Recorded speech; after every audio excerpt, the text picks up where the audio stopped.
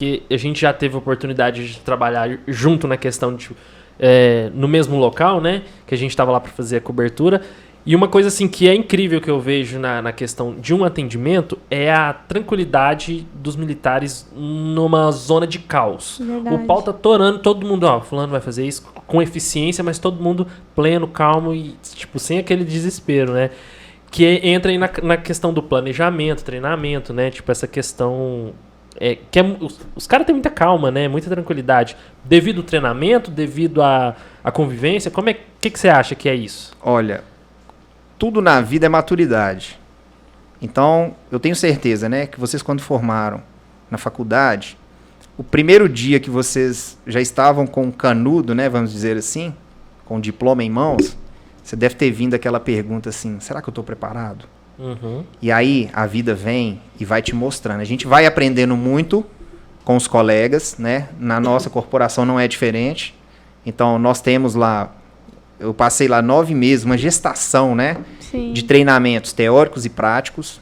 Então o primeiro dia que falou, agora você já formou, você já está pronto para estar tripulando as viaturas e atendendo as ocorrências. Vem essa pergunta, será que eu estou preparado? E a gente vai aprender com os nossos colegas que estão no dia a dia, que lá na frente, quando você amadurecer, você vai conseguir enxergar, né, e ficar tranquilo.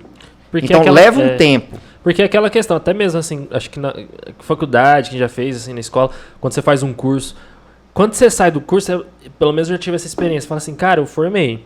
Eu não sei nada. Justamente. Tipo assim, você olha lá, não, o cara tipo assim, o cara já trabalha lá, mas eu não sei nada. Tem essa sensação quando você sai da academia, tipo assim, putz, será que eu vou dar conta? Será que eu vou conseguir fazer o que eu vejo a galera aí já fazendo?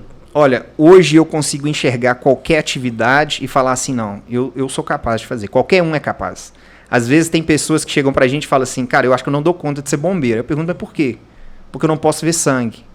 Nós já tivemos colegas que tinham esse tipo de bloqueio e que ele foi trabalhado. E o que acontece? Nós aprendemos muito com os nossos colegas, com os colegas que já estão lá, principalmente com os mais antigos. Então eu valorizo muito, independente de graduação, aquelas pessoas que, no meu início, elas foram fundamentais para me ajudar a alicerçar aquela base. Uhum. Eu vou dar exemplos aqui e vou usar nomes, eu estava até conversando ontem, né? Hoje ele é sargento Thomas. Ele era soldado na época e eu via ele fardado, faca pendurada do lado, cinto de prontidão, capacete, lanterna. O cara era tudo. Eu falava, eu quero ser igual esse cara. E aí lá na frente você pega uma referência e depois você vai escrevendo a sua história, vai deixando o seu legado, você vai se desenvolvendo e cria, né, para outros uma esperança de ser como você. Aí quando eu chego na ocorrência, você já nota, né? Quando a pessoa tá mais assim, aí você fala, olha, deixa eu te falar, fica tranquilo, o bicho tá pegando e a gente vai resolver isso aqui, mas não apavora. A forma com que você passa segurança pro colega é a forma com que ele vai absorver e ele vai ficar tranquilo. Sim. É que meio assim, calma, se você não conseguir, eu tô aqui para te ajudar. Então é uma segurança. Então aquilo vai te tranquilizando. E com o tempo, é o tempo que vai mostrar isso pra gente. É o que eu falei da maturidade. Hoje você chega em ocorrências que você bate o olho e fala assim, olha, nós vamos debelar esse incêndio. Esses dias teve um incêndio brutíssimo. Então, quando chega pessoas mais novas, ele olha e fala, sargento, será que a gente vai dar conta? Calma, relaxa. Esse fogão aí tá muito grande. Esse fogo aí tá grande, mas a gente é maior do que ele. E a gente consegue. Não teve missões que nós não conseguimos, né, chegar e não executar. Se precisar de pedir apoio, a gente pede. Mas precisa de todo mundo estar tranquilo. Vocês vão assistir vários filmes, vão ver várias ocorrências que os bombeiros estão equipados com roupão de combate a incêndio, EPR, e tá andando. E você olha e fala, mas espera aí. Sim. Tá pegando fogo no prédio, tá aí, está aquilo e o bombeiro tá andando. Mas é porque ele tá focado, ele tem um ar que ele tá respirando. Se ele acelerar os passos dele, aumentar a respiração dele, o batimento cardíaco dele, ele vai gastar mais ar. E se ele for subir uma escadaria de um prédio correndo, ele não vai conseguir chegar lá em cima e conseguir puxar o ar. Então tudo tem uma explicação. É porque não adianta o cara desesperar, sair correndo e não conseguir chegar no final. Não adianta. A gente faz esses treinamentos, né? Já fizemos até aferições. Coloca um cilindro de um EPR nas costas do militar, que é um cilindro com ar filtrado, né, e comprimido ali dentro, coloca a máscara, ele vai respirar aquele ar que está ali, subir e descer a escada. Sim. Sobe e desce na velocidade que você consegue. Se você subir correndo, você vai chegar lá em cima com o ar e você não consegue puxar. Uhum. Então tem toda uma explicação. Então a tranquilidade, ela sobressai nesses lugares. E é necessária. E é necessário. E um detalhe que eu já ouvi, acho que foi no Aprendiz. Inclusive a Tati, ela participou, que é uma menina daqui de Uberlândia que participou do Aprendiz do Justo, sabe? Sei. Eles fizeram uma prova lá que era com bombeiro, né? Que eles Sei. simulavam lá entrar num lugar pegando fogo, eles estavam equipados com oxigênio, e lá os bombeiros falaram, tipo assim, ó, um que tava muito mais desesperado, o oxigênio dele acabou muito mais rápido que um outro que tava mais tranquilo, né? Você ficou ofegante, você não consegue raciocinar. Você não vai conseguir oxigenar seu cérebro. Então... Mas isso aí que ele falou, realmente a gente vai conseguindo com o tempo. Não adianta eu falar assim, eu formei aqui no curso de formação de soldados e já tive essa maturidade para chegar na ocorrência e ficar tranquilo. Vou dar um exemplo de mim mesmo. Me formei aqui em Uberlândia, como eu disse, eu fui transferido para Patrocínio. Então cheguei lá, nunca tinha visto a equipe, não conhecia ninguém. E como a gente estava falando aqui, a primeira ocorrência a gente não esquece, Não né? esquece, ela Não fica esquece. gravada. E minha primeira ocorrência foi um atropelamento de uma senhora em que ela teve uma fratura exposta. Para quem é de Patrocínio, conhece lá na Avenida Faria Pereira, uma avenida bem movimentada. Então, eu cheguei na ocorrência, eu tive todo o treinamento aqui em Uberlândia, fizemos várias simulações, aprendi todas as técnicas e de repente é como se fosse assim, a gente está ali preparando para o vestibular, estou estudando, está tudo aqui na cabeça, mas chega lá na hora do vestibular, dá aquela travada, né?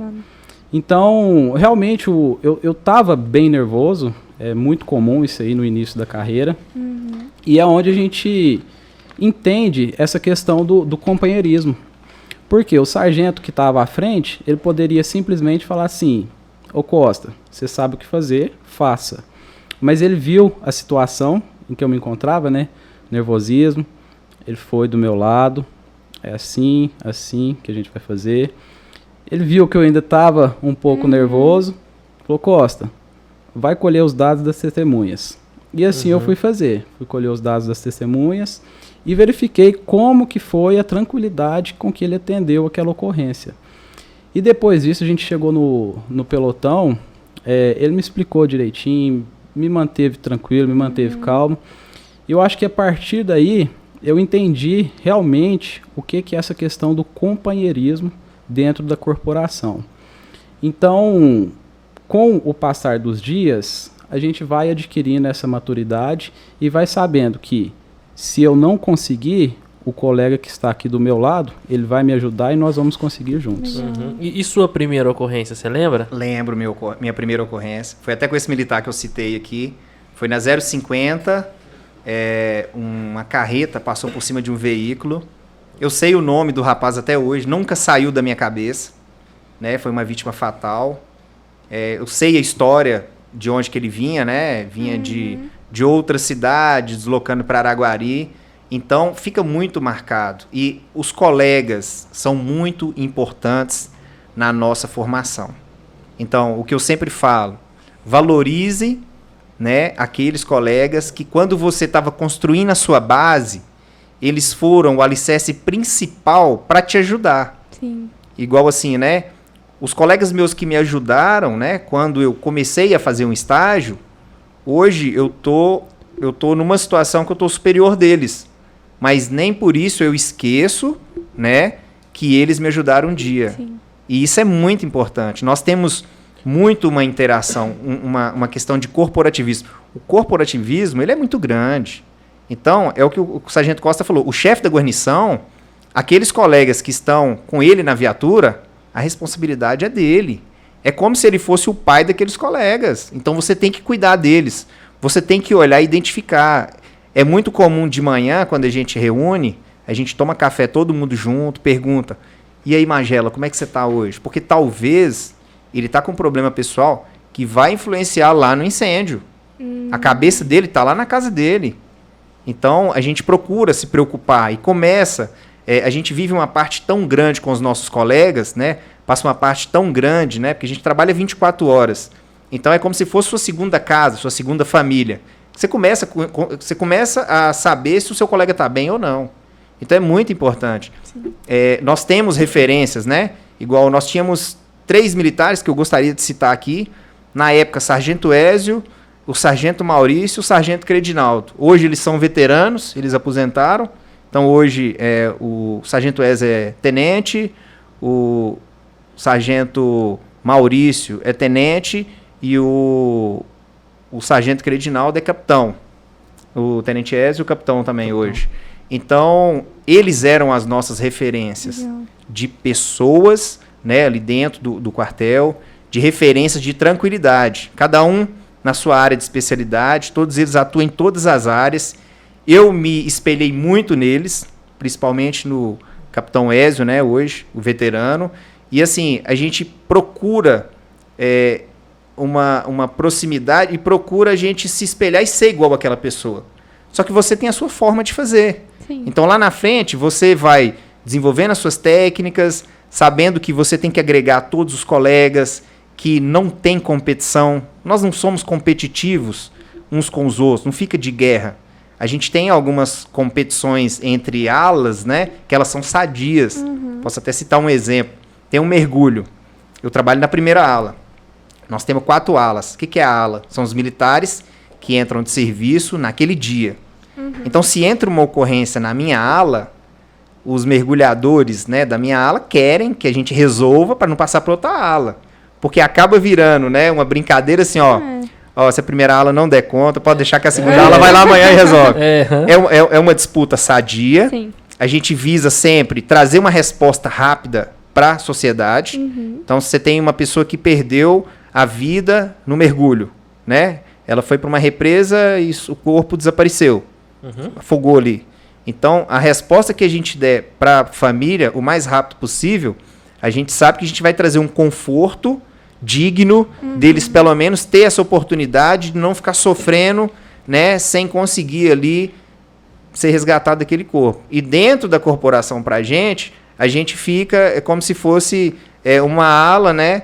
Disputando com a outra. Mas, Quem é o melhor, assim. Quem consegue resolver. Vamos resolver o mais rápido possível. Ó, eu cheguei lá, consegui resolver aqui em 5 minutos. Quem é o mais eficiente? Então, assim, é uma disputa sadia que traz uma resposta boa. Um resultado bom. Um resultado bom.